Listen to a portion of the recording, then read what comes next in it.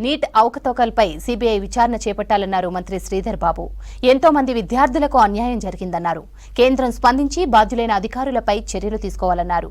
NDA సర్కార్ పూర్తి స్థాయిలో విఫలమైందన్నారు. విద్యార్థులకు న్యాయం చేయాలని కోరారు శ్రీధర్ బాబు. మేము ఈ రోజు కేంద్ర ప్రభుత్వాన్ని డిమాండ్ చేస్తా ఉన్నాం. నీటికి సంబంధించిన పరీక్ష నిర్వహణలో అదే విధంగా దానికి సంబంధించిన ఫలితాల అంశంలో అనేక మంది నీట్ ఎగ్జామ్ రాసిన విద్యార్థులకు అన్యాయం జరిగిందని, మీరు ఆ నీట్ ఎగ్జామ్కు సంబంధించిన నిర్వహణకు సంబంధించి దాంట్లో జరిగిన తప్పిదాలకు సంబంధించి కేంద్ర ప్రభుత్వం స్పందించాలి. వెంటనే ఎవరైతే దీనికి సంబంధించి బాధ్యత గల అధికారులు, దీనికి సంబంధించిన నిర్వహణకు సంబంధించిన అధికారుల మీద వెంటనే చర్య తీసుకోవాలని మనం ఒకసారి ఆలోచన చేస్తే ఫిబ్రవరి 9వ తేదీ నుంచి నెల రోజుల పాటు ఈ నీటికి సంబంధించిన దరఖాస్తులు అనుమతి ఇచ్చింది కేంద్ర ప్రభుత్వం. తర్వాత మొదటిసారి వారం రోజులు ఆ దరఖాస్తులు తిరగడానికి ఆ దరఖాస్తుల సమయాన్ని పొడిగించడం జరిగింది.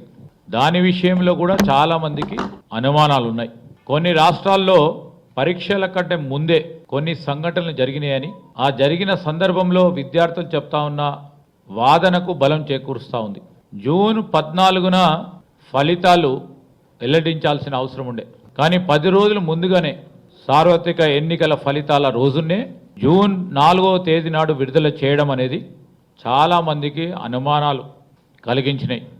ఈరోజు నీట్ సంబంధించిన అవకతవకలపై ప్రజలను దృష్టిని మళ్లించడానికి మరి జూన్ 4వ తారీఖు నాడు ఫలితాలను ప్రకటించడం జరిగిందని విద్యార్థులు అదేవిధంగా అనేక సంఘాలు వారికి ఉన్న అనుమానాలు వ్యక్తం చేపడుతున్న నేపథ్యంలో ఒకసారి ఆలోచన చేస్తే ఒక్కటే ర్యాంకు 63 మంది విద్యార్థులకు వచ్చింది. ఒకటే ర్యాంక్. ఈ విధంగా స్పష్టంగా కనబడతా ఉన్న తప్పిదాలపై మేము కేంద్ర ప్రభుత్వాన్ని డిమాండ్ చేస్తూ ఉన్నాం.